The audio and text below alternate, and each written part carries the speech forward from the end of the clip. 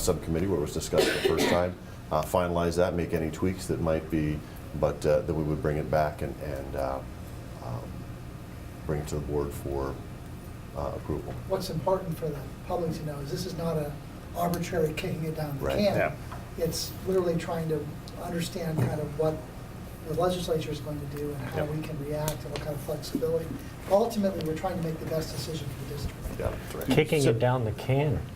Kicking the can down. There you Thank go. you. And I was mixing my metaphors. I appreciate the fact that you're taking into consideration responsiveness to the citizens. Sure. And it feels like at this point, that there's not an outcry of demand, at least publicly with you, that you're not feeling a demand to do this sooner rather than later, which makes us feel like we have a little bit of time to try and see if this works its way through.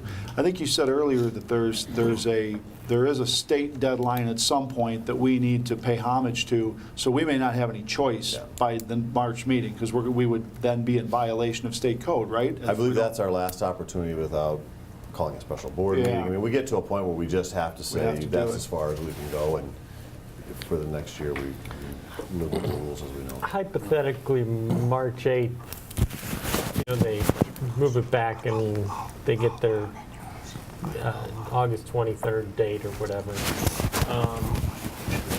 How would we go about having public Yeah. hearing or March 1st?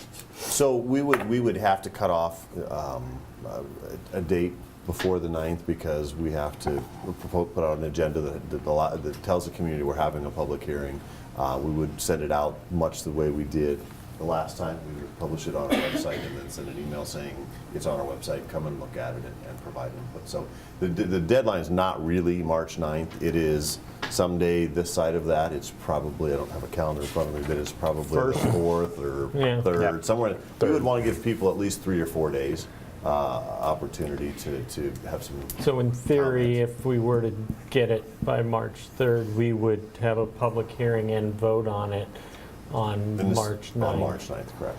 What, we probably have no idea that if we were to approve a calendar that has it, regardless of what the state start date is, and we apply for a waiver, do we know the turnaround for the waiver? Because I know our concern was always AP testing could they've not- possibly be. Sure, they've not responded that I know of to any. Nothing at all. who's applied for a waiver at Other this than point. waivers are going to be very difficult. Right. The Right. threshold for waiver approval has changed to the point where it would be difficult to see how anyone could meet that. I mean, I just don't want, we had a public hearing and that was a concern and Yep. we all agree with that concern. I would hate for it to be we don't consider it, but yet I would hate to approve it here and the state come back and say no 2 months down the road and then we have to go back to an older one, so. Yeah, I mean, the question becomes how late is too late? Right. How late do you? But even if you were to, we say, well, we're going to do it on the date we want to do it, apply for a waiver, and the state comes back and says, no, we're in that same situation, where we have to go back to an original, There's a lot of schools in that same situation. There are many. which is what we don't want to be in. So I think it's, the longer we wait, the better. So, okay, how do we want to change that? I had one quick question Oh, okay. also. Let's say, I know some school districts are like adopting 2 calendars. A what-if situation, I assume that's our recommendation probably is not to do that? I think what I've heard from input from the community and from past practice, occasionally gone awry, that when you put 2 out there, it creates confusion for people. Confusion, because they don't know which one it is. That's right. And even once you've adopted one, clarifying which one is the adopted one Yeah. leads to confusion. I would wouldn't do it. try to avoid doing that if at all possible. Yeah. Thank you. From a process standpoint, with Mr. Byteen's approval, I will, because he seconded, I will withdraw my motion then, Or amend. if that's, well, either, you can do either way. You can amend it or you could withdraw it. It's probably just as clean to withdraw it, because I'm not quite sure the exact process on amendment. So, am I okay to withdraw with Craig's permission? Withdraw my second. Okay, then I would move that we I move that the Board of Education tables the 2015-16 school calendar as submitted. Second. Okay, it's been moved and seconded that the Board of Education table the 2015-2016 school calendar as submitted. All those in favor signify by saying aye. Aye. Any opposed? The motion carries to table.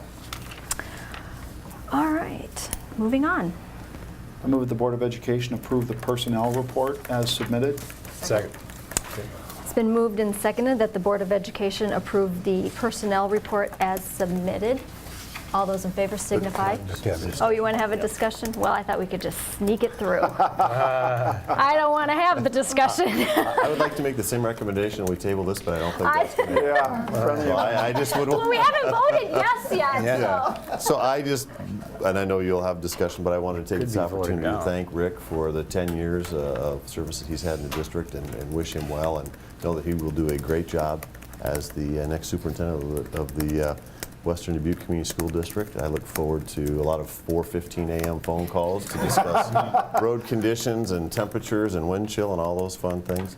But no, I just seriously, we're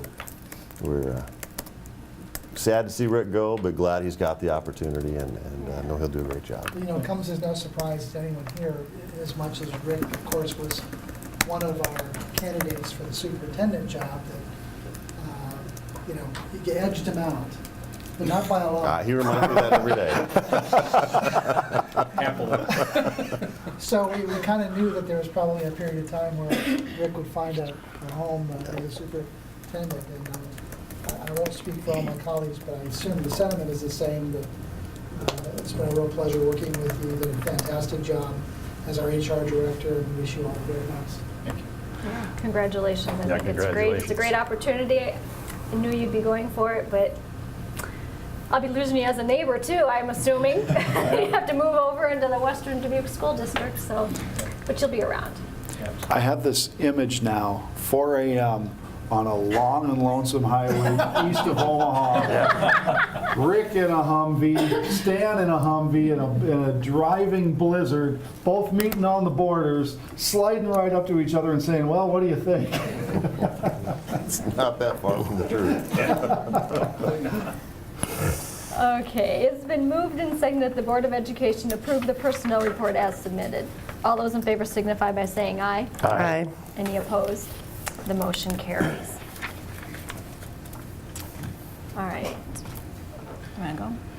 I move that the Board of Education approve the affidavit of eligibility and liability publicity release with labels for education for Kennedy Elementary School.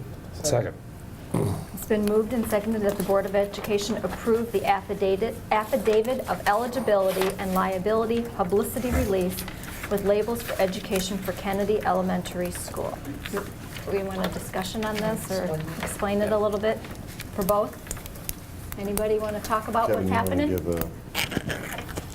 well, we also have. Yeah, Ms. TJ is here to talk about the program. When TJ presented the contract, we had our attorneys review it, and they said that the agreement would take board approval of the contract. It was kind of a contract, so it needed board approval in order to pass. But TJ can address what the program is about.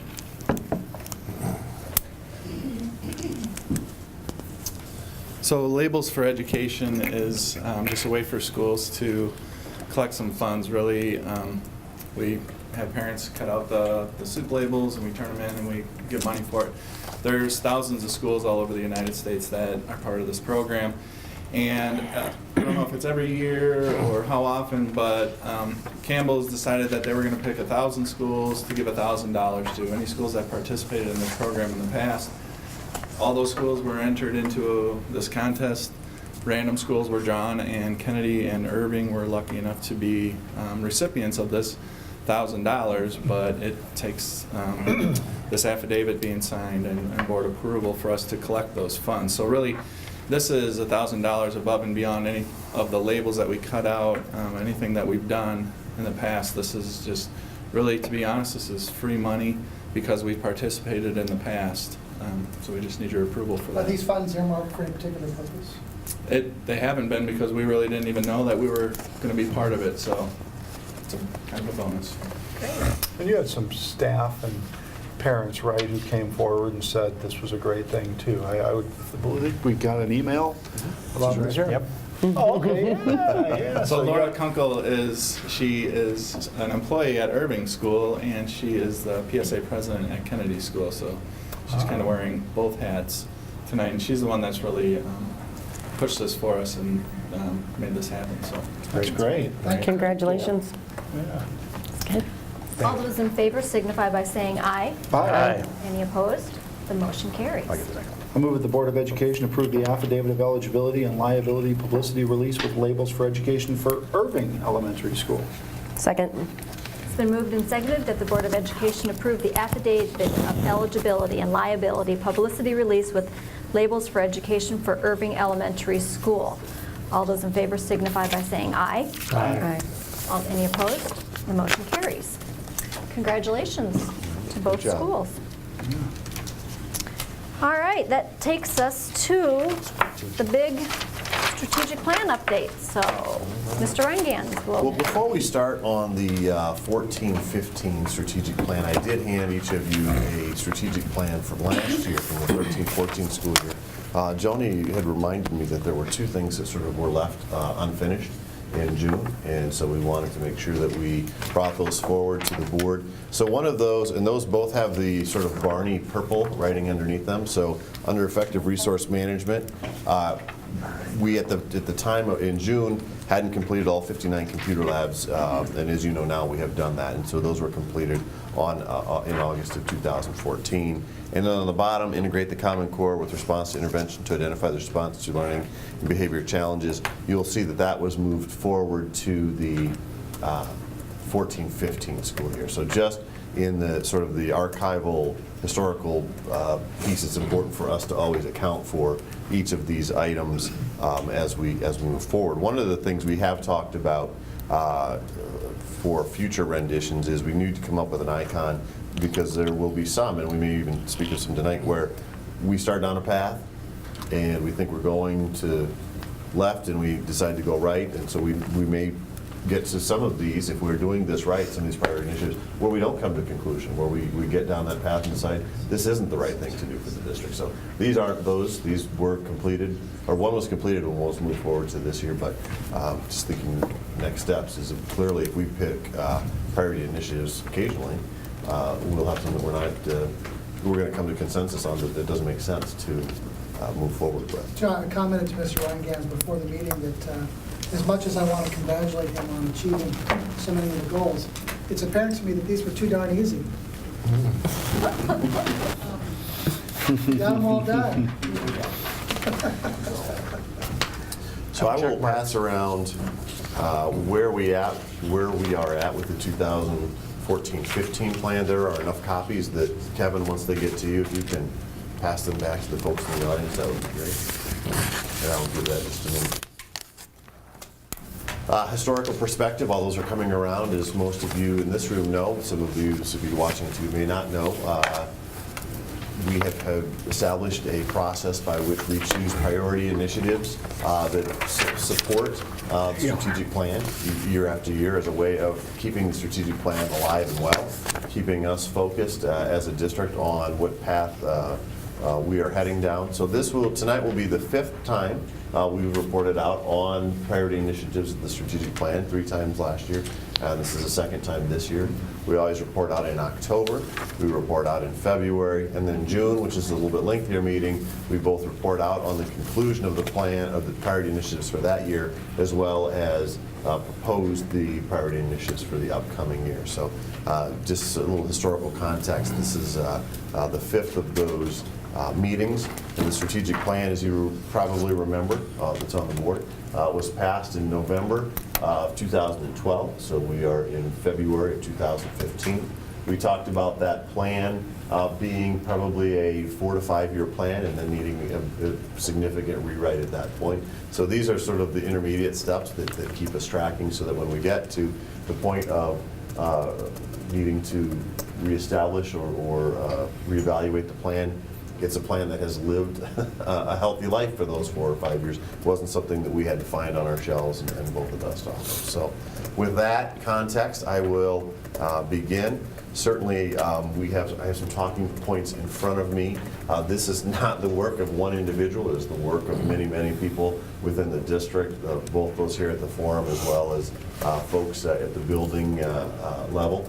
I just am the one who gets to report out on that. If we have questions as we go, I will answer those questions, or I may call on staff members who are more intimately involved in those areas to provide further input that the board might see. So, student development, as you remember also, in our plan, we moved student achievement to be sort of our last goal because everything builds towards student achievement.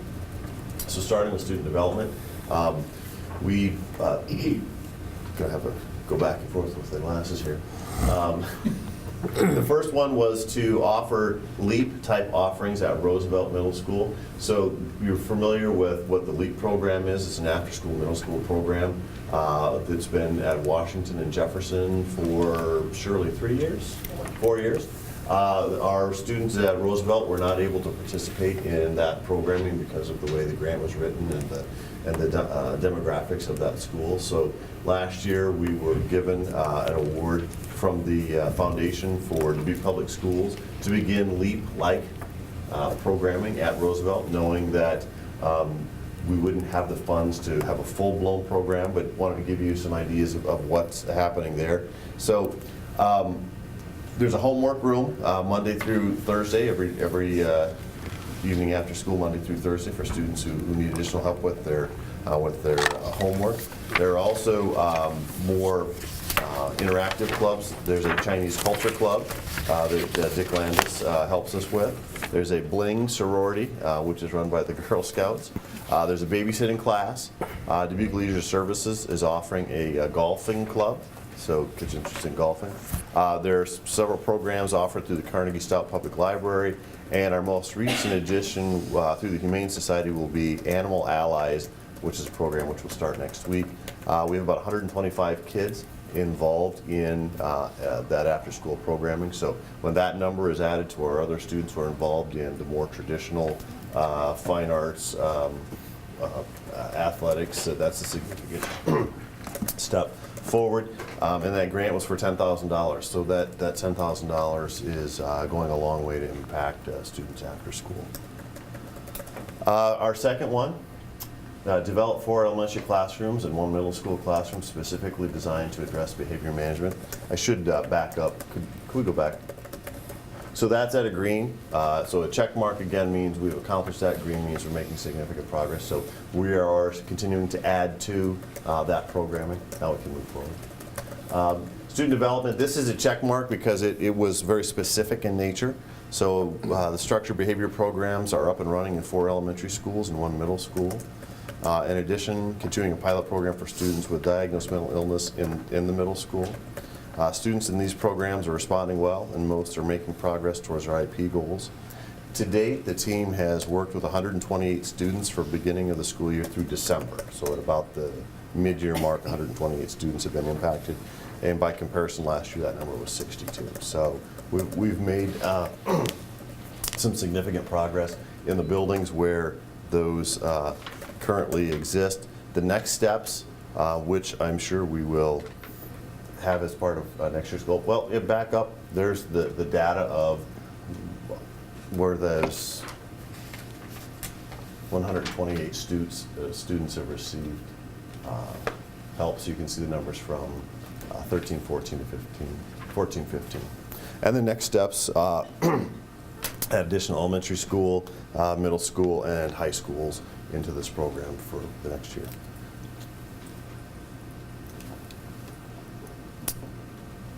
I think we're at create initiatives to increase activity participation of students transitioning from 8th to 9th grade. Those of you, well, everybody on the board, specifically those of you on the Activities Council, know that we have a gap, as most school districts do, when students move from middle school to high school, and the things that they participate in, or the number of things they participate in, maybe it won't be the same thing. But we want to close that gap. We would like for all of our students, or as many of the students as possible, to feel a part of the school, high school, in which they are transitioning into. And one important way they do that is to get involved in one of the many various clubs, activities, sports, fine arts, drama things that we do. So how have we done that this year?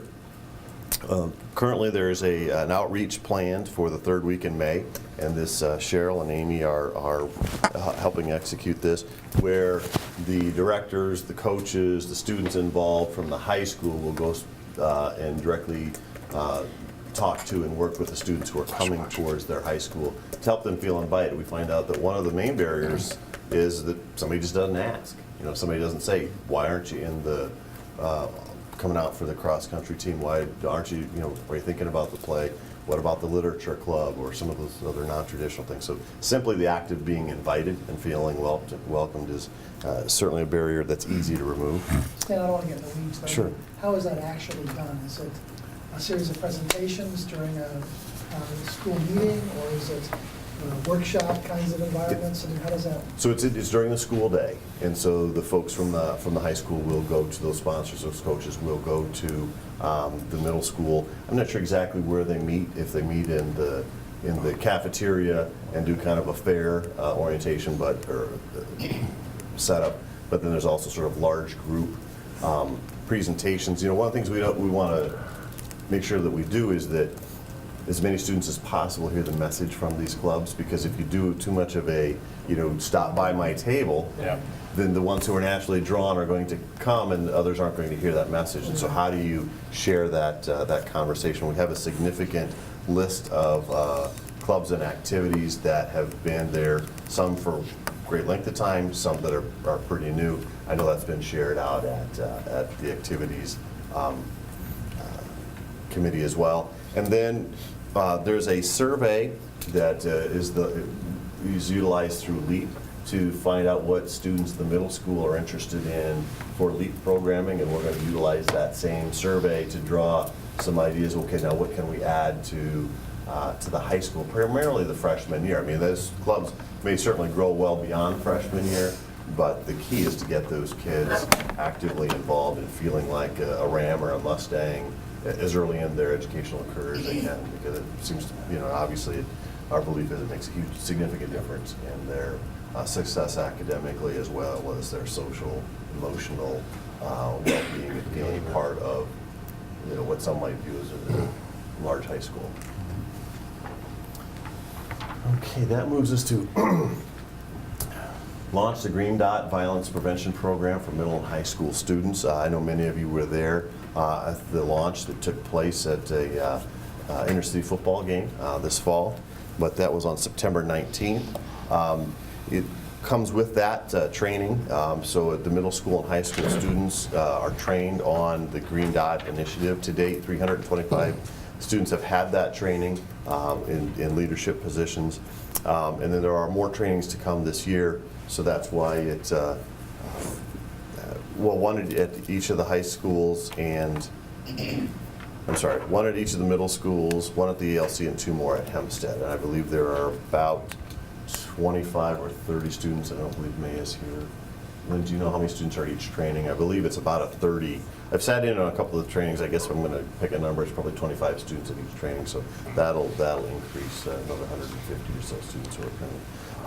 And the staff does report, and again, not scientifically, so we'll have a way of gathering that data, that they see a positive change and an increase of students proactively and appropriately dealing with negative situations, and certainly more students coming to adults asking for help, usually not for themselves, but for a friend or a peer in those situations. Let me know if I go too fast, and I'll try not to run out of water and run out of voice here. So a yellow, which means some progress.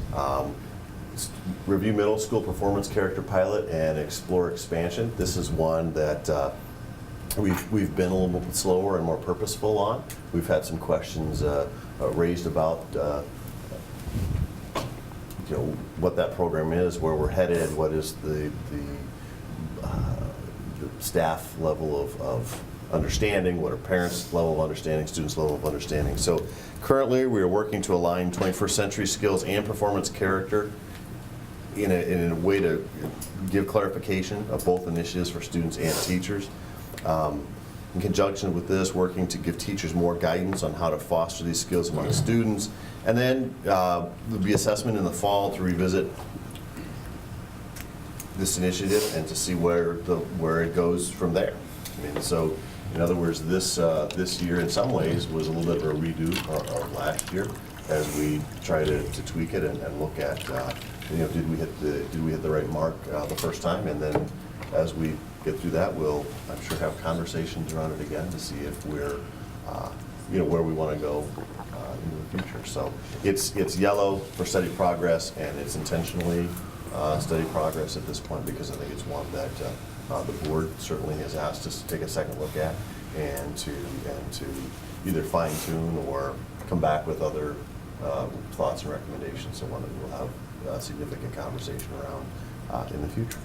And is this being piloted at a particular middle school, or is it at all? All three of the middle All schools. three. Yes. Yeah. So kind of fits into that category of, we're gonna hit it from several different angles and see if we get it right or how it needs to morph or change. Maybe we can have some update at the Ed Programs meeting as the Absolutely, yeah. feedback as to how it's going. Because I know that's what I asked for before we move forward. I want to know what parents and teachers really think of this before we launch it further into, what does it really mean? What are the outcomes? What are the outcomes, and does it really mean something to the parents, teachers, and students? Or is it just another piece of data we're collecting? Yep. So we could We'll get have that conversation. I'm sure you would. Thank you. Okay, moving on to community engagement. The first priority initiative in community engagement is to update policies and procedures for data sharing, school attendance, school readiness, and summer learning. As you may remember, last year we ran into a few glitches as we began the Summer Reading Institute around how do we collaborate, or what do our policies, what do our procedures allow us to do and to share for information. We still have representatives very active in those meetings with the Community Foundation around school readiness, summer learning, and data. Primarily Shirley and Lynn work in that area. We are participating in an assessment of this initiative by using the results scorecard. So if you'd like a greater definition of what the results scorecard is, I may ask Shirley to step up here, but it's basically a computer program that gathers data from third grade reading partners and generates aggregate data from across the district. So we share data, other community partners share data, and allows us to get a better picture of the entire initiative. So where are we making successes, or where do we need to rethink next steps? We are also recruiting the next round of Vistas. If you're familiar with the Vista program, it's a good program. Problem is, it's kind of a revolving door because by intent, those are positions that last for a year. So it's not meant to be a full-time position through the AmeriCorps. And then most recently, Lynn and Shirley assisted the Community Foundation in writing an RFP for summer wraparound care for students attending the Early Literacy Summer School program. One of the components that brings students to that summer school experience is the ability to get wraparound care. Wraparound care, I mean, can we drop our kids off when we're on our way to work, and is there a place for them to be that's educational and proactive in the afternoon? We don't provide that, but we helped with an RFP because we wanted that to be opened up. We wanted to be able to share that information, and really the only way we can share it is if everyone has sort of equal access to be able to get involved with that RFP. So, Stan, just as a quick review, how are those third grade students then recruited, like in the summer? How are they notified about the program, or how are they selected? So this very evening at Irving, there are parent-teacher conferences going on. And so teachers who have students who qualify have some talking points in the forums, and will notify the parents of those students that their participation would be, that they would be able to participate. They would benefit from that. The question I thought you were going to ask is, what data do we have to see how they've done longitudinally? And that's certainly something that we're trying to look at too.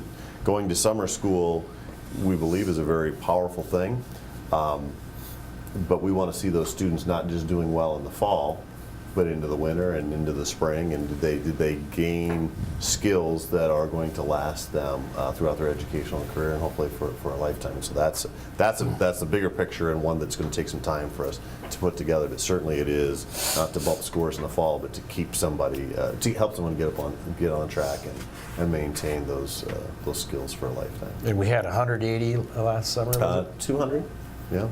About 180 we had 200 register and about 180 who had significant attendance. That's great. Was it directed toward just kindergartners, or was it? Last year was kindergarten, first grade. Okay. This year we will target kindergarten, first and second. Okay. And we will invite 497 students from those 3 grades. All right. So I'm curious, will you keep track of how many kids participated last summer and are going to come back Yes. this? We I track was- the number of dosage hours that each get. I was just kind of curious how many kids will come back, you know? It really is in response to, well, a lot of things, but certainly Chapter 62, which part of the motivator is that a student who's not proficient by 3rd grade, and there's a retention clause in there, and this is one way that we help students avoid automatic retention in 3rd grade.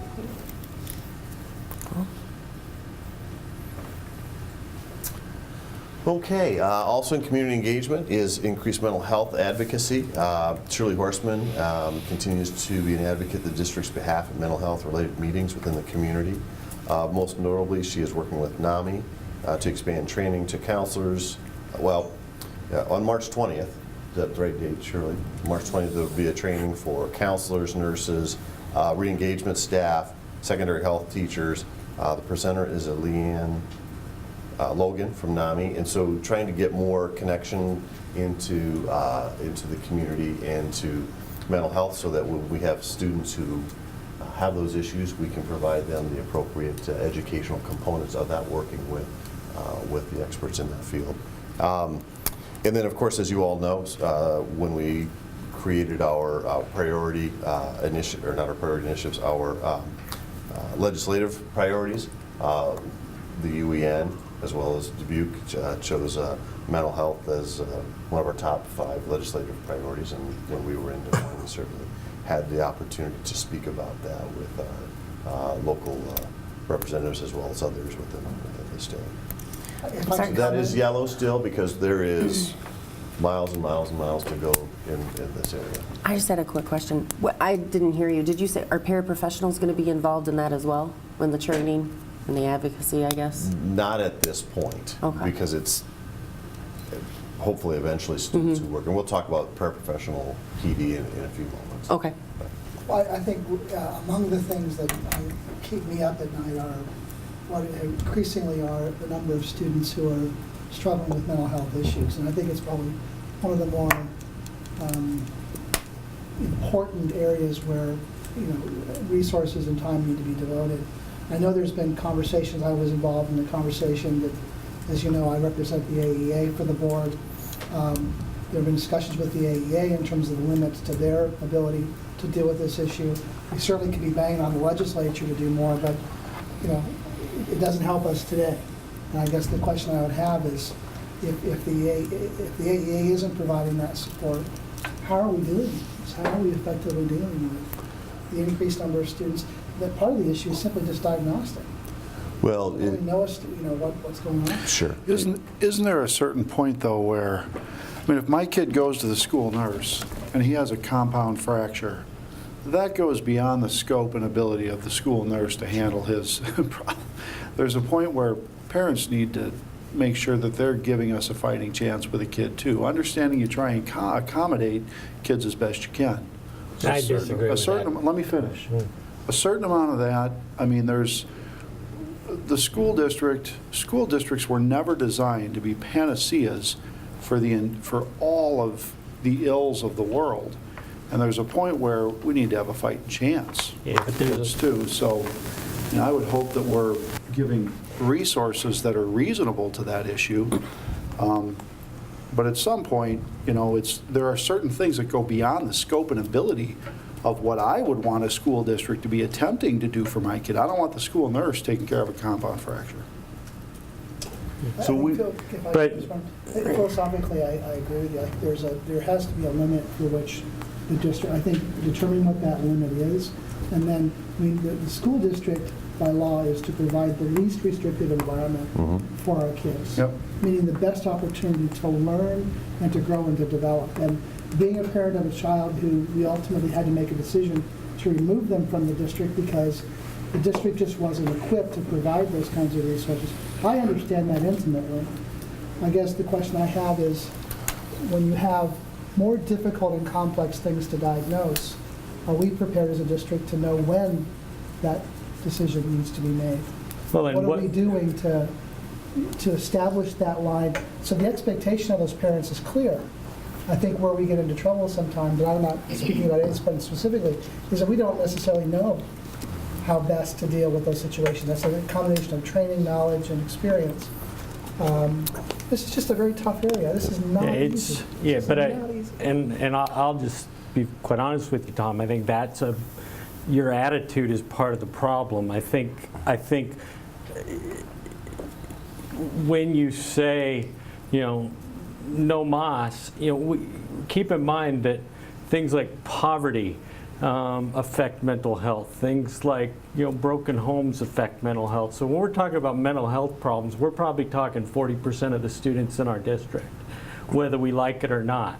When you talk about at-risk schools, you're talking about the vast majority. Go up to Jefferson and watch and sit down with their principal and see what they're doing over there, because so much of it is attitudinal. It's how we look at it. Do we look at it as if it's a compound fracture, or do we look at it as far as how are we going to help these kids? And I think, again, whether it's the AEA needs to get better or we got to do more training, we can't turn a blind eye to this or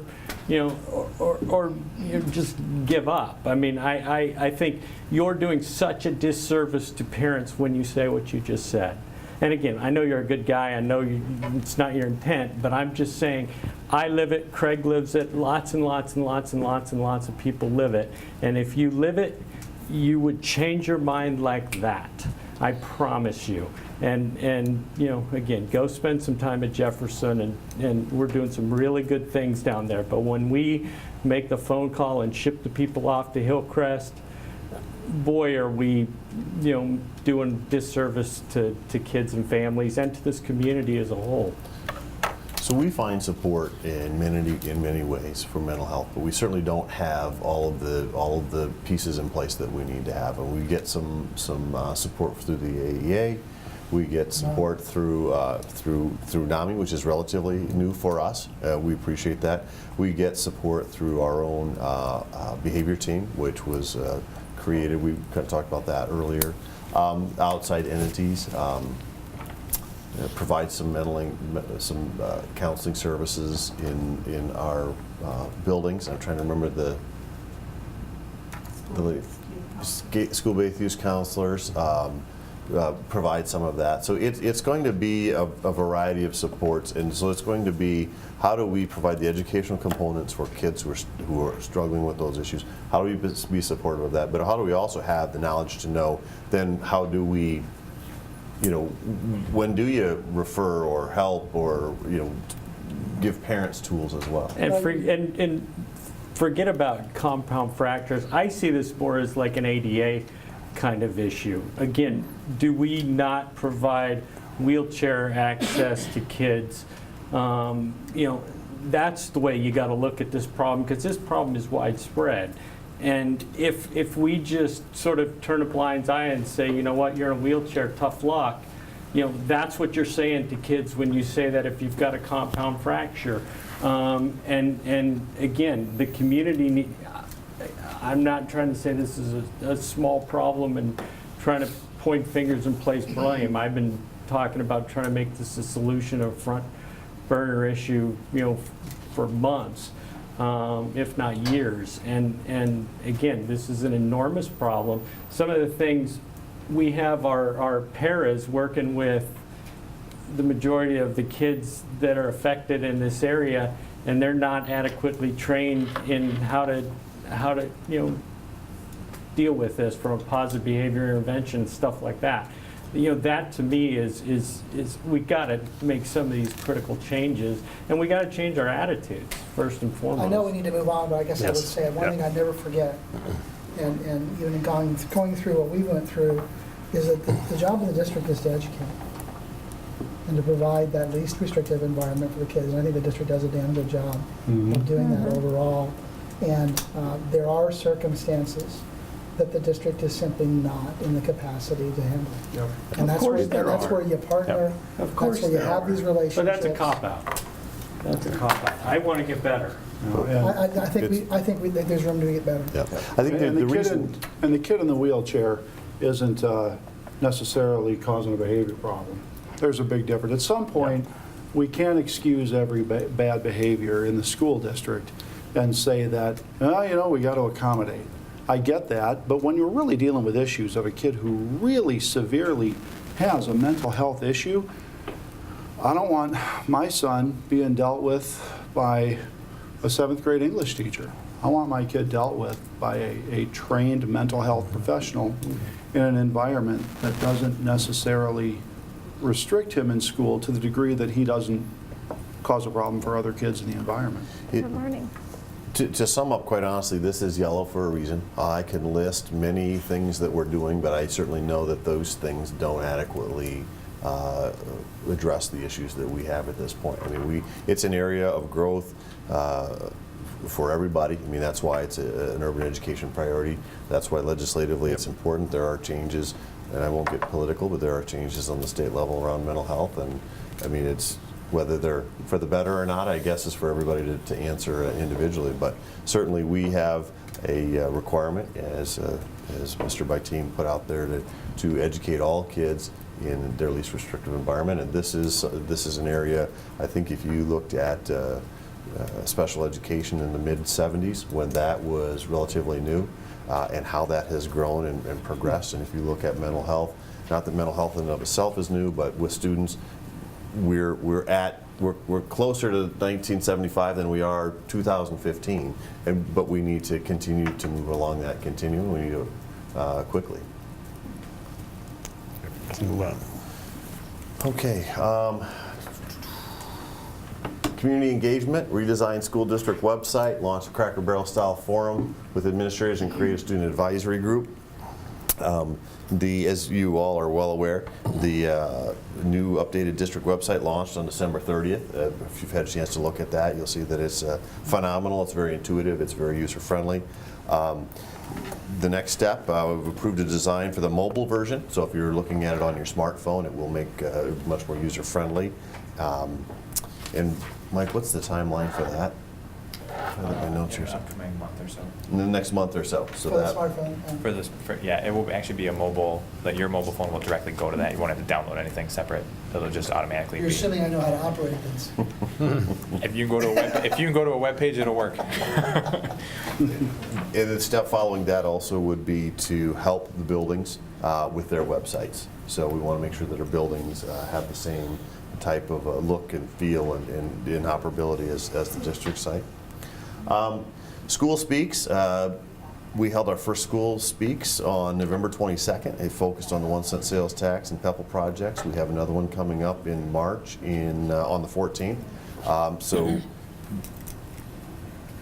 35 people or so from the community attended, and we attempt to do a half an hour, 20 minutes to half an hour of an educational piece, and then we open it up for comments, questions, suggestions, hey, why do you kinds of things, if that's what people are interested in. It went over very well. People seemed to enjoy it, found it as a way that they could connect with the district and learn something about us, as well as ask questions and start to share their concerns. It gives us just another avenue to see where the folks who pay for the district stand on issues, and so it was very successful. We've received some really positive feedbacks from that. Student advisory group, that's still in process. The reason this whole piece is green is because of the student advisory group. We're trying to put together a group of advisory students from both high schools to talk to us about, from the student's vantage point, how do we get better? So as we get closer to graduation, we will put together a group of folks who are our seniors and ask for their input to say, how do we do? You know, how can we be better for your siblings? How can we, you know, so we haven't done that yet. That's why this is green, but that'll be on.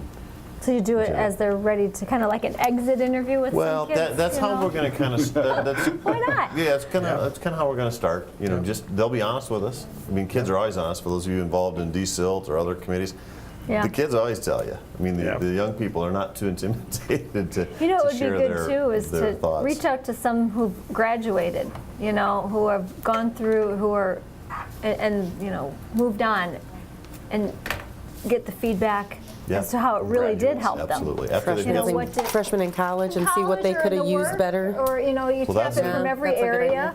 and say, did you feel that, because I think. It's a good idea. Over the Christmas holiday or whatever, Yeah. when they're back.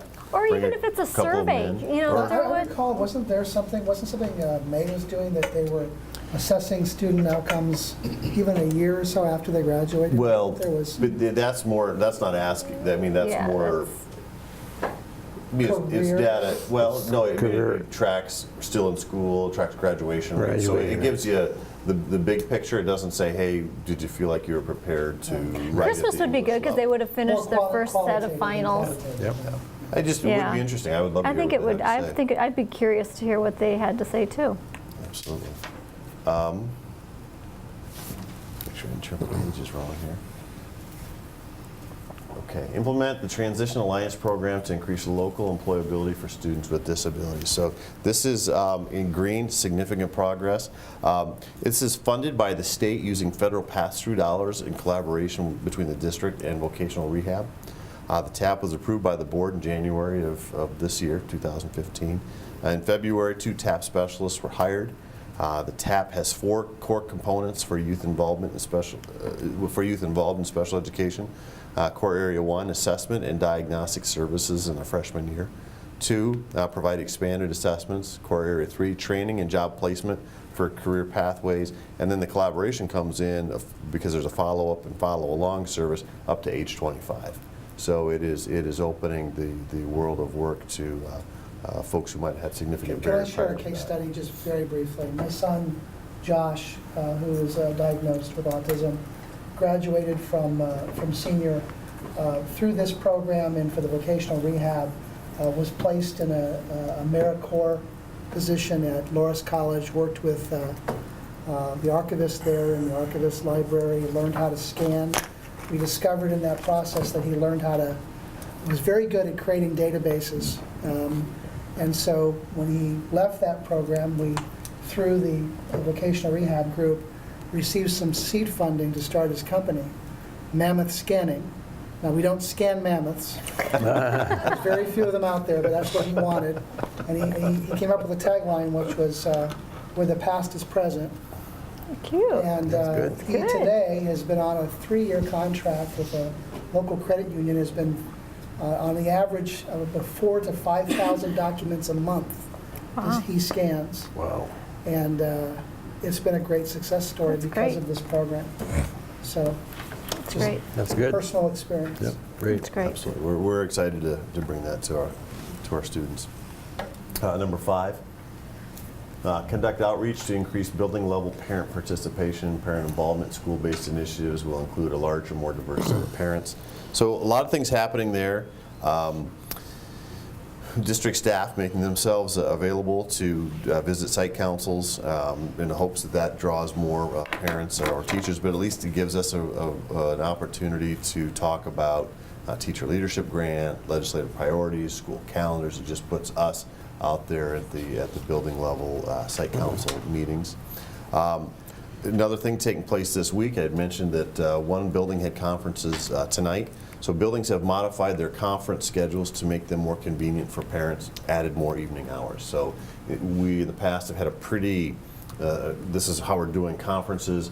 This is kind of one of the, kick the box or empower others to act and say, look, the requirement is you have to have 14 hours of parent-teacher conferences. Tell us how that best meets the needs of your parent. So we're not on the exact cookie-cutter schedule.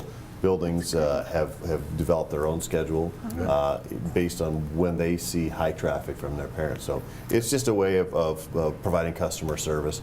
You know, Jim, you did conferences for Yep. years. You can tell us that there are probably times on a Thursday morning or Tom when you sat there, you know, with not a lot of folks to talk to, but at night it was just, you couldn't spend the individual time with parents. So we're looking at and giving buildings some flexibility to say, tell us how you're going to do it. You know, you've got to get 14 hours in. Don't come out with a 2-hour schedule, but make sure at the heart of that it is about meeting the needs of your parents. So How are we doing with the at-risk schools in that area? with percentages of people who show up. Fairly well at the elementary. It tapers off significantly for all students at the middle school and high school. We'll collect that data as we finish this cycle, so that's something we can certainly bring to the next, is that next week? At an upcoming, we may not have it all crunched by next week, but by the following month we can look at parent attendance information. I think the flexibility of changing it Yep, and that's doing it great. what meets Yep. that is the best Yeah. I've ever heard. I mean, I think it's the greatest thing you can do, and I know Prescott's looking at, you know, what they can do. Yep. Once they hear we don't have to do it the same old way, they're Yep. like, okay, great, let's change it. So, you know, again, empowering people to act. and let them Absolutely. read. It's a small thing, but it's those small things that turn into bigger things. It really does. So, a few other examples. We asked the buildings to give us some examples. So Fulton has several parent nights throughout the year and have a parent engagement activity each month, read books together, solve a math problem differently, talk about what it's how alike and different. Bryant capitalizes on involvement at the Bryant Family Organization to host an annual walk around at the school, and it's a great community building event. Roosevelt has started engaging parents of students who are on the site council and meetings. It also held, and this is one that, again, it talks about whose schedule are we on, but they held their first Solid Gold Honor Roll Awards Assembly in the evening instead of during the school day, so that parents could get there to participate in that. So it's again about how do we, if we want parent involvement, we need to structure ourselves in a way that parents have the opportunity and the time. I mean, that's often the number one thing. Marshall offers a Passport to Summer program in late April in conjunction with community organizations to connect families with summer opportunities and let them know what's available for the kids. And we could have talked about that one for you know, the next 15 or 20 minutes because we had a lot of buildings respond on that. Effective resource management. Initiate planning for next stages of facility plan with the focus on senior high school renovation and the district pool solution. Well, I think you all know from our last support services meeting as well as your work on our subcommittee, we are through the conceptual phase of the project at senior. We've met with many stakeholders, reviewed previous assessments of the building, and we're excited to move forward with that project. So that is going to be a project that comes into full bloom here shortly. On the flip side of that, at Hempstead, we are nearing what seems like a project that has been in some phase, form, or destination in the 11 years I've been here. So I think we're getting to a point where we'll start to wrap that up here. Significant changes in the next month or so. I talked with Amy Hawkins. I know that she was over there this afternoon as they were moving into part of the new classroom as well as weight room and activities spaces today already. So we're really excited about that. Now the focus is on senior. The aquatic center and the pool still sort of waiting to sort of ignite itself, quite honestly. One of the things that we're looking at, you know that one of our legislative priorities was the extension of the 1 cent sales tax, because that doesn't, you'll notice on the back wall there, we've got the timeline of the major projects we've done with the 1 cent sales tax. So we produced a smaller version of that, took that to Des Moines with us, and advocated very strongly about 1 cent sales tax. Last week, or the week prior, was it last week? Pam Yoakum, with support of Republicans, so put a bipartisan bill out in the Senate to extend the 1 cent sales tax an additional 20 years. So we know in this room that we have used, we've had very good stewardship and done some tremendous projects, and that will allow us to look at additional phases at senior. It will allow us to look at an aquatic center. It will allow us to look at some needs we have at the middle school. And it will put us in a position to be able to react to, if the Southwest Arterial goes through and the demographics change. So it's very well needed, and so something we're excited about. But as part of that, in the next couple of months, when we see some firming up of whether or not that's going to happen, then I think we have to circle back pretty quickly and have conversations about a swimming pool or aquatic center. The one that we have now, as I've reported on several times and was told again recently, it's hanging in there. We can get several more years out of it, but we also know that the planning and execution of an aquatic center will take probably 2 years, so we need to make some decisions in the next, now that seniors sort of got some legs, we need to back up and take a look at that. Just a quick comment, too. I had just a great citizen inquiry about replacing versus renovating. And so did a deep dive myself, talked to some of the district people, and just some things that I learned. I always knew that it was cheaper to do it the way we're doing it, but I didn't quite know how cheap. And the citizen just asked some fantastic questions. Through that process, one thing I learned is that renovation costs anywhere from about $60 to $120 a square foot, depending upon what exactly is going on with that renovation. You approach the higher end of that range when you're talking about HVAC and electrical and all that kind of stuff, 60 to 120. For new construction, it's about $250 a square foot, and that doesn't, and now that would include things like parking lots and sports facilities and athletic fields and stuff like that. It does not include the acquisition cost of the land. So it's interesting when you really take a look at the cost of renovation versus building something new. It really does make sense to renovate. But it was very worthwhile for me to dig through the research and hear from Bill, and Bill verified some numbers. Very helpful that the citizen brought up the question the way that he did. And I think we got him some good information, but a lot of learning went on through that process. And from that, some talking points have been developed. So I don't know if that's been shared with, Yeah, it was. if you've all received that, Yeah. okay. So it just helps you be prepared. So no, it was a great exercise in bet. civic involvement by the person asking the questions. And quite Yeah. honestly, helps us explain why we make the decisions we're making. That's how you learn. Purchased 1,200 devices, 66 laptop carts in the district's 5 secondary schools in the ALC. That's a check mark. It was done. We tend to structure our technology so that we can get it in the students' hands early in the school year as possible. We had a meeting this morning about next year's plan, and it's really exciting and really impacts our elementary students. So that's for another day, but just know that this one's a check mark, and the next one's coming down the pike. Thank you. You could tell, huh?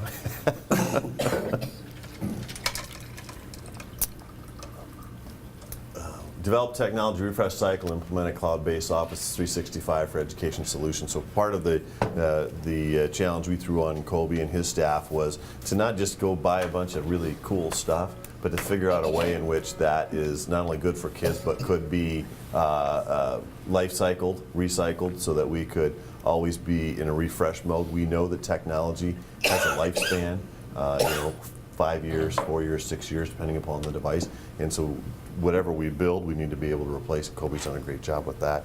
He's also brought the Office 365 for education, training for our students and our staff, help prepare our students for world of college or world of work, because that's kind of the platform they need to know.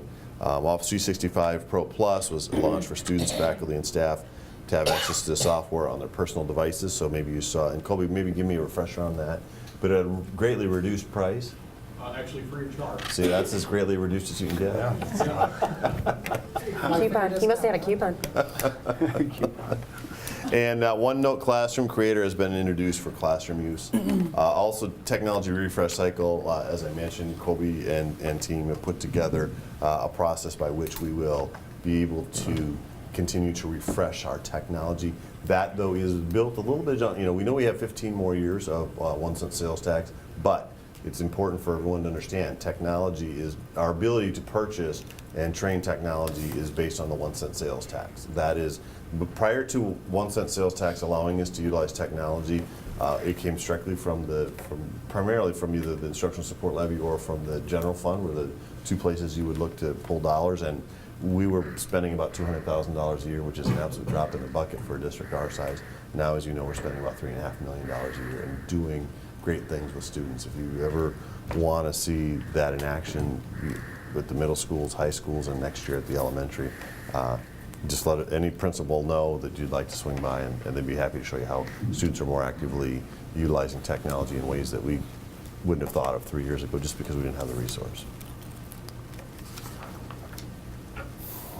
Implement and refine safety protocols, enhance physical security measures in the district. As you may remember, we did have a security audit a year and a half ago, 2 years ago, Mike. Folks from EMC came in, did an audit.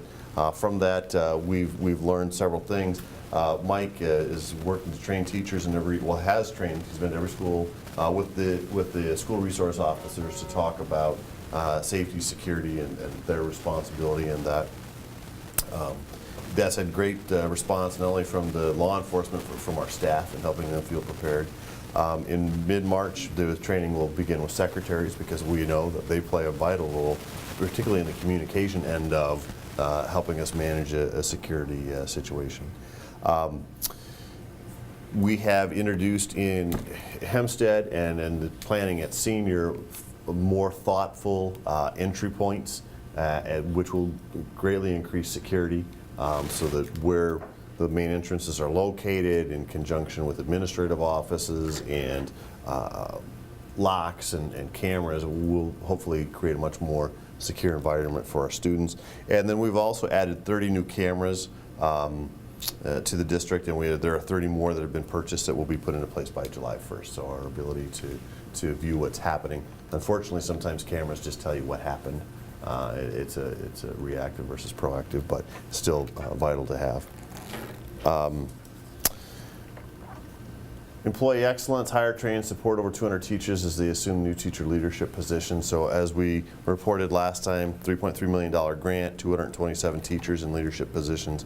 Most of those positions are building-based, instructional coaches, tech coaches, resident mentors, content leaders, initiative leaders, and then some district curriculum folks. But it very intensively or intentionally designed to be a building level support that came out loud and clear in our stakeholder input sessions. You may remember we had an open call for teachers to talk to us about it, board members, community input sessions last spring. So that's moving along very well.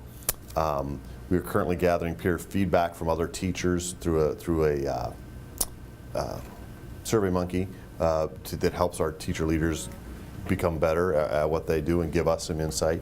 Principals are evaluating teacher leaders, and the teacher leadership committee is reviewing what that grant might look like next year, if it needs to be tweaked or not. One of the things we're worried about is that the state is looking at our allowable growth and our operational funding and saying, well, you have a teacher leadership grant, so over time that will potentially erode our ability to do teacher leadership activities. We hope we don't get there, but just as an FYI, you know, we talked about that on our trek to Des Moines.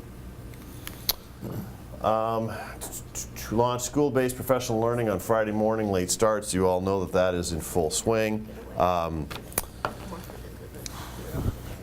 Sessions are planned by the building principal in collaboration with the building leadership team and or the teacher leaders within that school. Currently they are doing the SAI 2 survey, which I believe closes on this end of this week, to talk so that staff can give us input specific about that Friday morning in service, what's good, what's bad, what needs to be changed. But I believe personally, that is probably the single biggest risk we've taken this year, but the one that's going to potentially have the greatest reward for our students and our staff down the road. We'll be reviewing those results in that programs. Yes.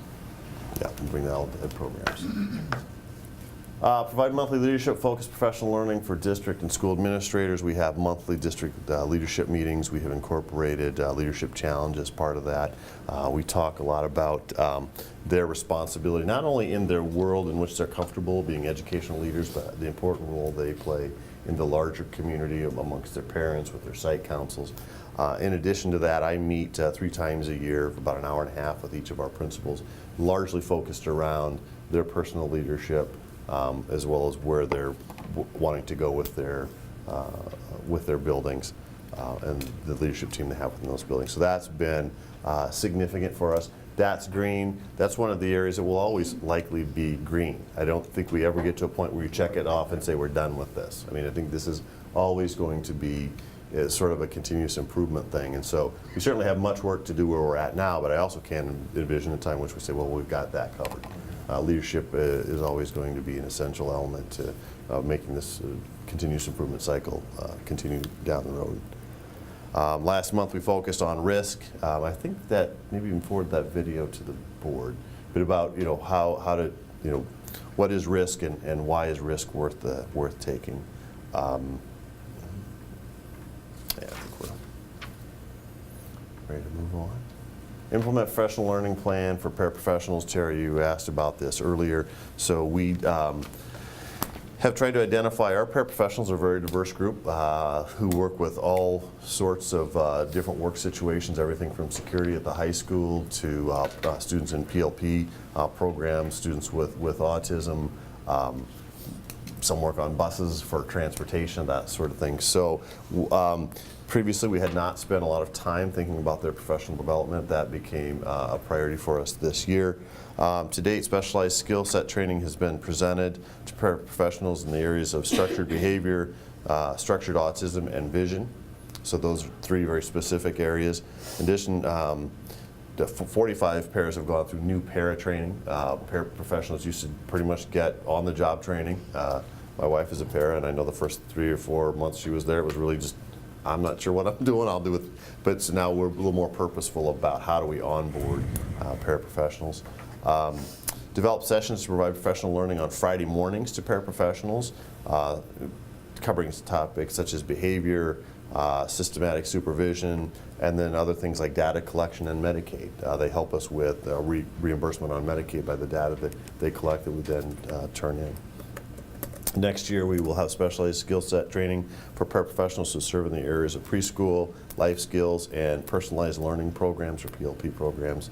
And experienced paraprofessionals will have the opportunity for ongoing learning by signing up for sessions throughout the school year. So once they're kind of gone through what we identify as the training they need, they will also have an opportunity to opt into other trainings that are available, just to give them more knowledge and more flexibility in what maybe their next assignment might be.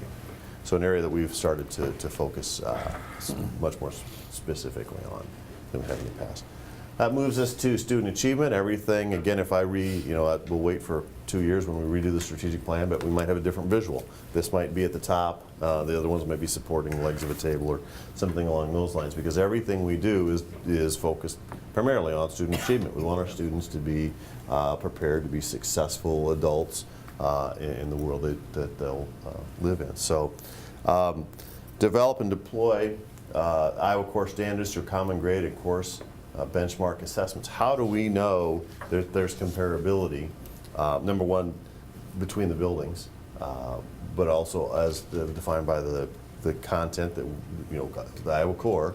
There's some politics around that, but as of, right today, it's still the law of the land. I mean, it's what we have to do. So we've gathered TLC content leaders 3 times so far this year to develop quality lesson design and common and formative assessment. So I think that common assessment helps us understand that it leaves less a chance for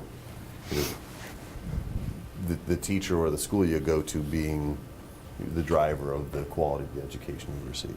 The expectation is each assessment integrates 21st century learning continua. Assessments are written in each content area and are ready to be administered to small groups prior to April. So trying to get to... I'm sorry. No, go ahead. The Iowa Core is an expression of Common Core, but it's really Iowa's take on the Common Core. I Correct. don't want to mislead the public. We're not simply adopting without filter a common core, but Iowa has its own flavor, if you will, of that. Okay. So I'm sure Absolutely. that's clear on that. Yep. Data on assessments will be discussed in April meetings. And then a little bit of an aside, Brain Honey, which is a learning management system, is currently used by 30 pilot teachers. So another way of okay. Implement the system of collaborative inquiry to plan, develop, and deliver instruction based on the indicators of highly effective schools. So just like it says, we're in the process of doing that. Research for Better Teaching, which is Nancy Love and her associates work with our staff 4 times each year doing coaching and follow-up. In many ways that was a result of, or I shouldn't say a result of, we had an opportunity to drive that through teacher leadership grants and involving teacher leaders in that process as well as administration. I'll be in every school next week, as a matter of fact. So again, if there's an opportunity, you've got some free time and you want to see how some of these things roll out, Lynn's got that schedule. Certainly a contact. We'd be happy to put you in some of those sessions. Data is used to align instruction with 10 indicators of highly effective schools.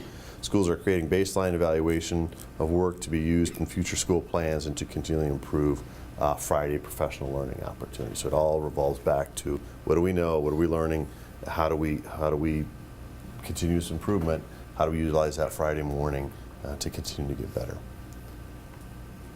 They integrate the Iowa core with multi-tiered system of support to identify and respond to learning and behavior challenges. I apologize, I haven't been giving you the color. I'm assuming you're seeing the colors as we go up there. I can start over. Okay, all right, I just wanted to throw it out there. I like the Barney purple. I have developed a rubric being used with instructional coaches to assess the improve the quality of instructional delivery. Continue to focus on Tier 1 of the system, which is designed toward enhancing instruction of all students. Integrate the common assessments, which we talked about a minute ago, to support differentiation and supports for Tier 1. Currently developed the Tier 1 supports with the K-5 literacy to match expectations of Chapter 62 and the third grading reading initiative. So we've talked about Chapter 62 and some of its elements.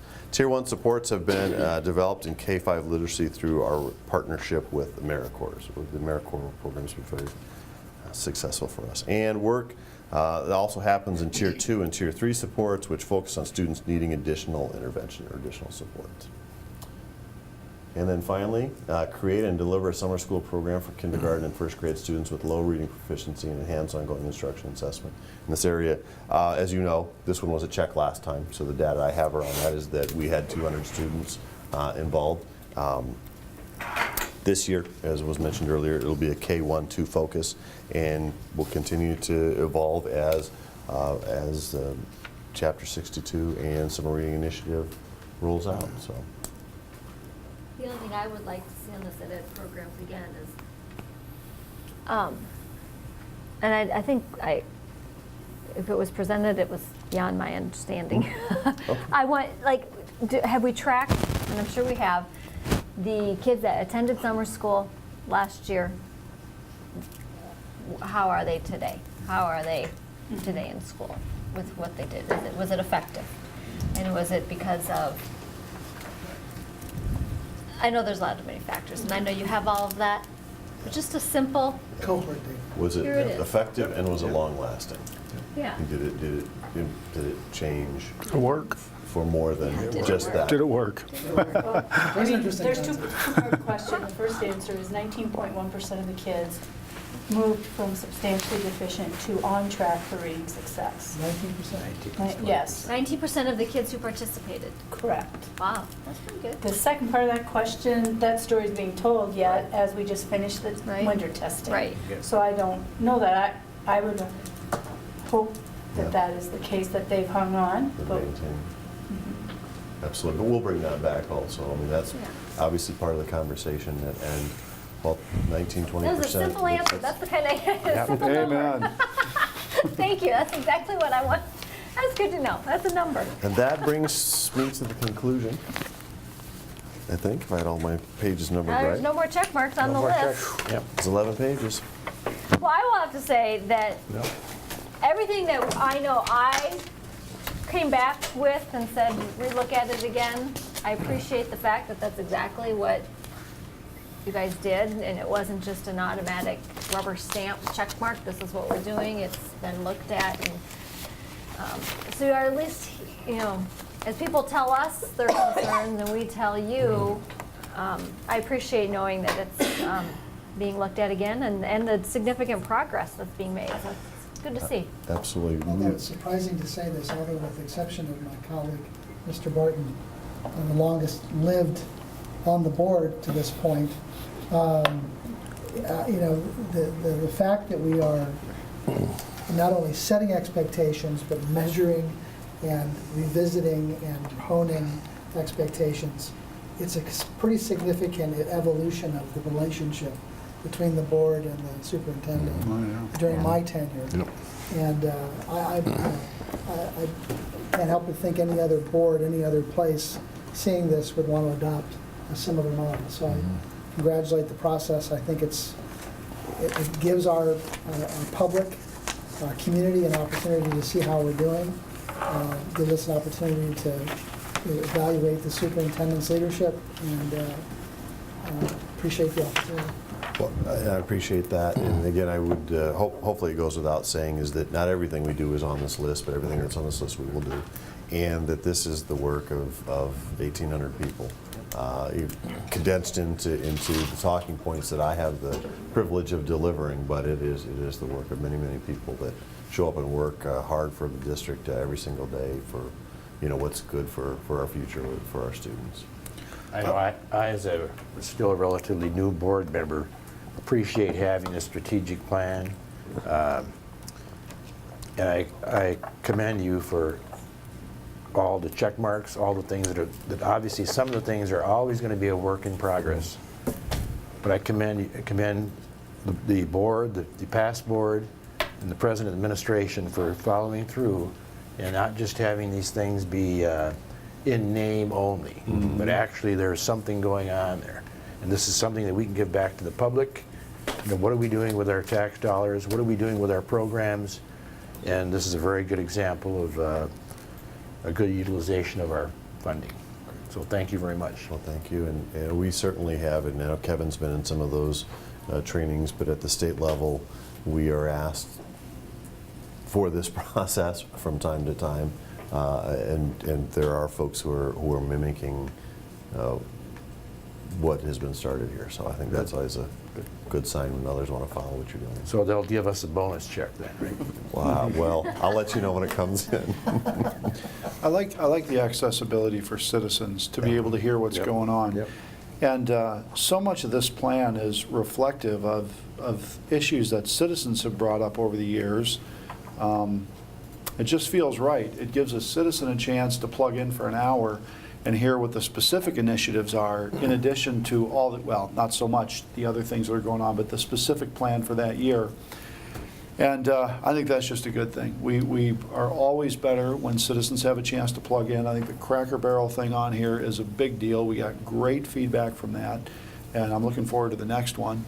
And let's keep her going. This is great. We spend a lot of time, believe it or not, once this is written, both the initial and then the reports, revisiting, just looking for, you know, education needs. I mean, we want to put this in a language that anybody who pays attention all the time understands, obviously, but somebody who maybe tunes in for that 1 hour every 3 months can understand what's the superintendent talking about, or what, you know.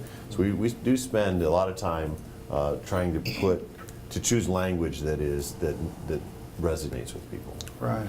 It's functional too. I mean, if we're here to represent 70,000-ish citizens in the school district, and we give a bunch of input for a plan that is never carried out, which is so true in so many organizations, public and private, Craig probably knows this better than anybody, then does the citizen really have a chance to be represented and to have it be theirs and to have their $1,000, $2,000, $3,000 a year that they pitch in be properly represented and stewarded? The fact that we can come up, that the representatives can come up with a plan with school district officials each year and tweak it, means that that citizen voice gets woven throughout the entire organization, which is how it's supposed to be. So I'm feeling very democracy-ish tonight. Here, very much ish. Ish. Any other items? Anybody else have any other items? All right, then we are adjourned. Thank you.